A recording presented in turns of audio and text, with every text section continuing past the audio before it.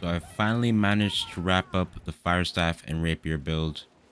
I am very happy where it's turned out. Um, I've been running this through each of the betas. Because of the duration of the betas, I didn't really have the time to level up my crafting all the way to get the gear perks that I wanted. And that is also why it took me as long as it did to finish it, because I wanted to level that up and get each perk that I wanted, because I really feel like the gear perks are what allows you to kind of polish out PvP builds in this game. But I finally got everything.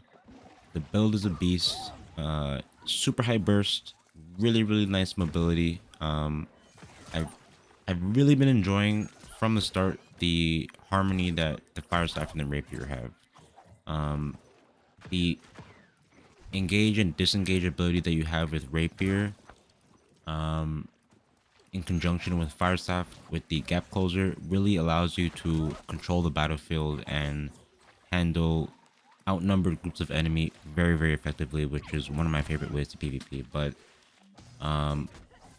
if you do enjoy PvP builds like this or PvP videos, then please let me know in the comments. Don't forget to subscribe, because I will be uploading tons of more builds once I kind of level up my character and get the other weapons maxed out. But with all that out of the way, let's jump into the video. Alrighty, so starting off with stats. Before we get into which stat is more important to max, going full int or going full dex for Rapier or Fire Staff, I want to touch up on Constitution really fast.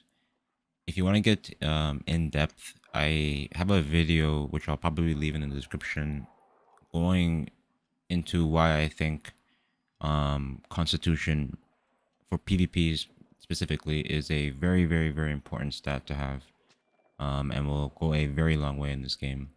But without taking too long, Constitution or health in the game scales over time.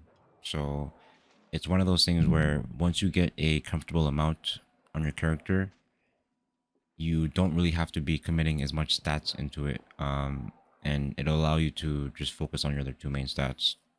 The main reason why for PvP is the first passive that you get, which is a 20% buff to your potions, which also scales over time. So this for PvP is this, in addition to food, is one of the things that allows me to sustain in fights for as long as I do.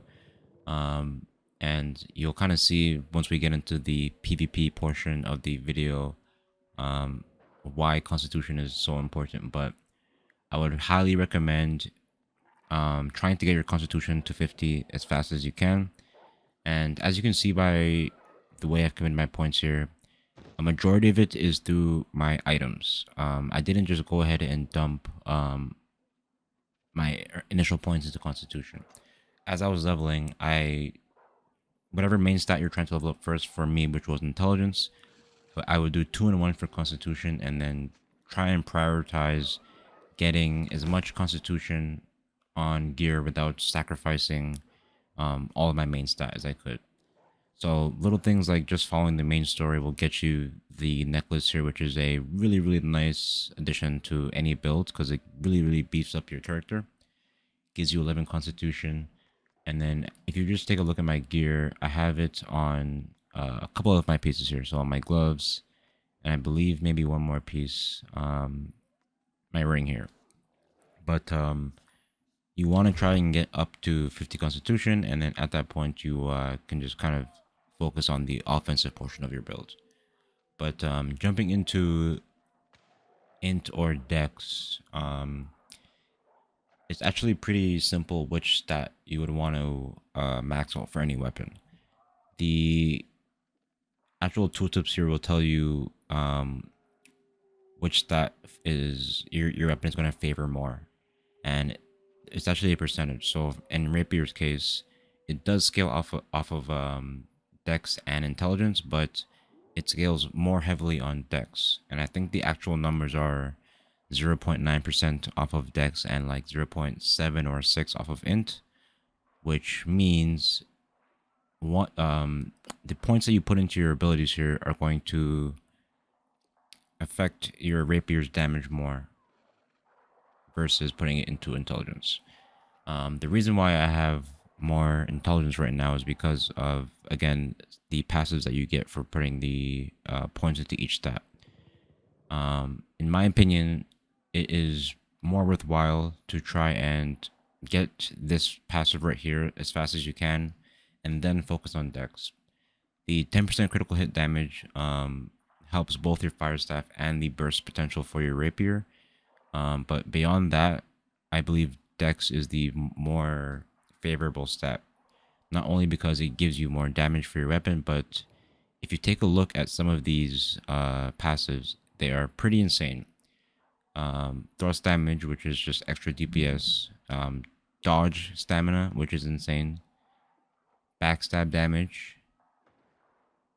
Bonus critical hit damage on stunned. So like some of these passives here are like really, really, really, really good for dex. So the way I have been dumping my points is as soon as I had hit 100 intelligence and a 50 constitution, I then have been going 2-1 into dex. But I've been looking at my stats for the long game rather than thinking about trying to get the most amount of damage I can right now. Get almost everything in the tree. I'm probably going to spend my last 2 points getting the light edge passive just to buff my damage a little bit more. But in terms of the majority of your points, I feel for this build, you're going to get most of your value from the Grace Tree. I'm going to go over the abilities and some of the passives a little bit more in depth. But firstly, in terms of which abilities I leveled up first, while Evade is, as I feel, the core and one of the best abilities on the weapon, which I'll kind of get into a little bit later, you're not going to want to max this out first because I feel early on you don't have the damage to make the passives worth it. The way that I kind of leveled up the weapon was I put a point into each ability, and Cliché is, I feel, the thing that'll give you the most value early while you're trying to farm up and get everything you need for the build. Once you get down to the interruption passive here, it'll give you the ability to cancel the attack and hit an opponent with a backstab, which will give you enough damage early to kind of carry you along, and while you're leveling up the other passives, give you enough damage to finish opponents off. Jumping over to parry really quick. With parry, the way it is in any game, you really want to be timely with the way that you use this ability, because if you throw it out every time that it's off cooldown, the opponent will end up reading you and they're able to just kind of stop attacking, and it'll end up rendering this ability useless. The way you want to use it is you kind of just want to wait for them to kind of get in your face and start the animation for any ability, because once the animation has been started, it can't stop at that point, and that's when you've pretty much been granted a free parry on the opponent. That's what kind of makes this ability so good in my opinion. And once you get better with the ability and better with your movement, you'll be able to kind of get free backstabs off of this ability as well. But jumping back over to Evade really quick, as I said, it is the core and one of the best abilities on the weapon, and I feel it's one of the things where you have to get good at this ability to get good at Rapier because of how good this ability is. Taking a look at the tooltip really quick, the way that it works is it does a little dash which provides a very, very short iframe, which is just a, in other words, and it makes you immune from all attacks for a very, very short amount of time. And it also cancels your attacks or any action that you're doing. So this is kind of the bread and butter of your bursts, because you can, as you've seen me do, and I'll kind of show you later on in the PvP portion of the video, you can cancel a light attack into another light attack or a heavy into a light. And that is kind of where the source of a lot of the burst on your build comes from, is from this single ability here, because not only does it have a 6-second cooldown, once you get the crescendo passive, hitting 3 light attacks will allow you to fully reset the ability. So given the time, you can reset this ability 3, 4, 5 times on an opponent in a very, very short amount of time and burst them down from full to 0. So it's one of those things where I feel you really, really have to get good at evade, and the better you get with this ability, the better you will get with Rapier itself. But yeah, it's just absolutely busted. A Dodgeo gives you 15% increased damage on your next light attack, which has no cooldown. Like I said, the ability can be reset really fast, so you're getting this perk on almost every light attack that isn't the metal swipes of your chain. And then on top of that, once you get momentum, you're getting another 25%. So like I said, you're resetting this ability and getting 35% damage on every light attack every time you use this ability. So yeah, you definitely want to go ahead and max out everything in the Grace tree, in my opinion. Jumping over to Firestaff, Burnout is definitely the ability you're going to want to max out first. It's the bread and butter of Firestaff, in my opinion, and the thing that makes this a build as fun as it is. It adds a ton of mobility and utility, and there is no reason for you to not get this ability. Other than that, you're going to want to get Pyromania. Incinerate is kind of hit or miss. Honestly, it's not a must. The ability is a little bit janky and can kind of end up hurting you more than helping you in a lot of situations. So if you use it and you kind of see that you don't like the ability, you can definitely throw it away and go ahead and try go for Pillar of Fire if you want, because it's kind of one of those things that when it works really, really good, but it's not that often. But other than that, the majority of the value for this build in particular comes from a lot of the passives. You're definitely going to want to get Fireball, because Fireball is just really, really good. But I went for Spell Focus, which essentially makes your heavy attacks free if you hit them. Clear Mind. Now, with this ability, when you're above 50% mana, you have Empower. That's it. So as long as you manage your mana, you always have 10% extra damage, which is pretty insane. But on top of that, I'm not sure if it's intended, but it seems the ability also works with your Rapier. A lot of the passives in the game, once you switch to your other weapon, they tend to not work anymore. But it seems in this case, as you can see at the bottom there, I still have the buff from my Firestaff tree, which it is only 10%, but it definitely does help the build out a lot, and it's really, really nice to have. But moving forward, you're gonna want to go ahead and definitely get Spell Slinger and Prophet of a Fire God, because it's just an extra 15% crit and 20% crit damage, which is always nice to have. And I went for clear casting, but this is definitely going to be the core of what you're going to want to have for Firestaff.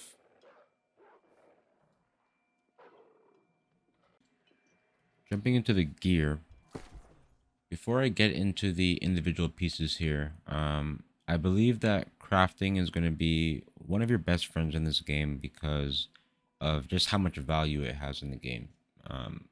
Aside from being able to make PvP builds exactly how you want them, which I believe goes a really, really long way, you're able to make gear, potions, food for yourself without having to spend money, and it just kind of takes a really, really big load off of the game, in my opinion. But one of the reasons why I feel crafting and gear is very, very important for builds in general is because of the perks. The perks that you can get on the weapons and your gear are what shapes and gives your build identity.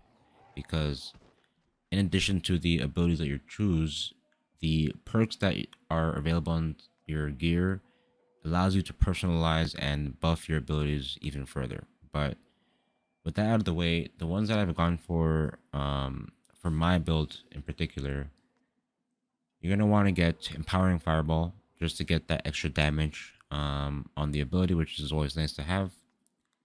Sundering Riposte, which is going to grant you Rend, which is just going to give you another bit of damage once you hit somebody with a parry. Efficient Burnout, which is just going to give you a bit of mana regen, which essentially makes the ability free, which is your gap closer. As long as you manage your mana, like I said, if you use your gap closer and then switch to your Rapier and don't use anything for the 8 seconds, it regenerates almost all of the mana for that ability. So I really like this perk to have. Omnidirectional Evade. So as I mentioned earlier, this ability or this perk is very, very nice because once you evade forward, it gives you 15% increased damage, or 35% like I said. But once you get this perk, it applies that passive to any direction.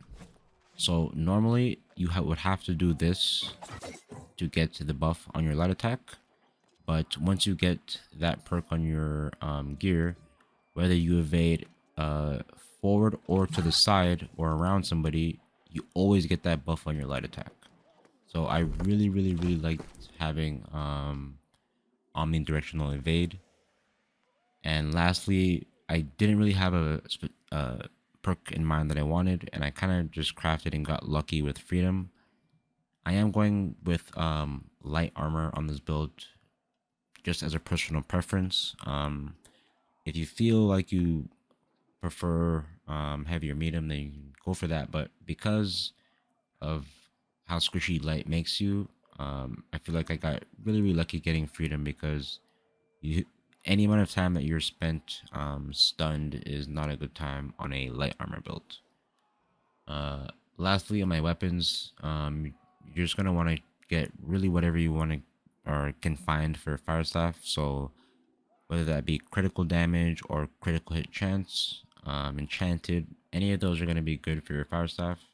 But the main one you're going to 100% want to have for your rapier is rogue. This ability is insane. There's no other perk for weapon that's as good as it, in my opinion. There's not much else to say. Just get rogue. But yeah, that's pretty much it for the perks. Let's jump into the PvP portion. So we've got a couple of players at a landmark here. You're going to see me engage and disengage really quick just to see if I can get an idea of how many and what weapons they're running. But you see me chunk this first player there, pretty good with the fire dash ability. So I'm going to go ahead and try and focus him first. You see me go for a fléché and try to go for a backstab. I don't connect, but we easily just disengage and keep running to see if we can find another opening. One of my favorite things about the Rapier, honestly, is because of the cooldown of evade, you can just jump in and out of fights very, very frequently. But we're trying to see what we can make here. We go for the spear player, but the shield player jumps in our face, and he actually does read our parry very, very well. Doesn't attack, and we get stunned by the spear. Take quite a bit of damage here, but I do notice they're separated. So using the mobility of the fire staff, we flame dash over, get a connect with the fire staff, and we do put a bit of damage in. Try to lob a fireball, but we aren't able to get the kill, and I just back up, chug a potion, and we actually managed to parry a bow light attack and are in range to get the stun off. Go into a heavy into an evade combo, and we managed to finish off the first player there off of a really, really nice parry. But I'm taking a lot of pressure from the musket, so I'm trying to keep myself moving while putting pressure on these guys with the fire staff. And I get a nasty, nasty stun by the spear. And again, I'm very, very low, so I'm trying to see if I can make some distance here and get a bit of duration on the food here. But you can see there, one of the players tunnel visions and runs towards us. So we managed to finish him off as he doesn't heal. And we're just down to the musket player. We get caught in a trap, but we have our flame dash up. So we flame dash right through it and are managed to finish him off with the rapier there. Really, really showcasing the amount of control you have with these two weapons. The ability to engage and disengage. And like I said, with my preference being light armor, combining that with the roll, you're able to just have the amount of spacing that allows you to dictate the fight. Next up, we have a very, very tough matchup for the Rapier. Not only is our opponent running full heavy armor, so he's very, very tanky, but he's running a hatchet. So he has the berserker buff to keep himself topped up, and his dual partner is running a life staff. So it can prove to be a very, very tough opponent to take down, and both opponents are running great axes. So you're gonna see I'm gonna play way less aggressive than I normally do, because great axe is one of those weapons where if you make a mistake, you can get bursted down very, very quickly. I decided to see if I can flame dash through them, but he throws his gravity well, so I just decided to turn around and see if I can go for a backstab on the healer. I don't manage to connect, and I go for an incinerate, but like I said, right away we get bursted to pretty much half, and I'm back on the defensive here. He goes for an execute, so we just go for a backwards evade and continue to keep our space here to see if we can find an opening. And we managed to get a very, very nice parry off on both players. Really do put a decent amount of damage into him despite how much armor he has. But like I said, he has the berserker buff and a life staff healing him. So I know right as fast as I burst him, he's going to be able to heal that up. So back on the defensive, we are trying to see if I can find an opening here to burst the healer. I know that I have to focus him, but the issue is he can keep up with me with great axe. So I'm trying to see if I can find a moment here where I can split them up enough to flame dash over to the healer and burst him down. And you actually see he decides to run around for some reason and gives us just enough time to get a parry off on the healer, put a combo into him, burst him down very, very quickly, and then we're left to the hatchet player there in a 1v1. One of my favorite things about the Rapier is if you're able to find those windows where they give you the time and you get a parry off, you can literally from 100% burst somebody down and lower their numbers. The enemy does end up managing to make it back to the town here because of how tanky he is, but I just really, really like fights like this because you have to be strategic and you aren't able to be as aggressive, but the patience does end up paying off, because once you find that opening and burst down that support character, it gives you the opening that you need to take down the rest of the threats. But GG's to both players. Lastly, we have a little 2v1 at a landmark here, and the players seem to be a little bit grouped up, so I'm going to try and go for an AoE on both players, but we kind of whiff and take a bit of damage. So I'm just going to chug a potion and re-engage and try and get a stun off on both players. I kind of whiffed that, but we exchanged a couple of blows, and I managed to get the first player very, very low here. So I'm trying to keep the pressure up and finish him off before the enemy lifestaff player can keep him topped up. The enemy is a Rapier player, so I'm trying to watch out for his stun, but we do manage to get a very, very nice parry off and get a fat backstab off on him and manage to finish off the first player there, and we're left to the 1v1. And I think the non-flag player tries to bring a bunch of zombies to interrupt the fight, and it actually almost does kill me. But I'm going to let the rest of the fight play out here. Please let me know in the comments what you guys thought of the video. I worked very, very hard on the build, and I'm very happy where it turned out. As I mentioned in the beginning, once I level up the other weapons, I'm going to be releasing build videos for all the weapons if I can. But please subscribe so you can not miss any of those videos. As always, thank you guys so much for watching, and have a great day.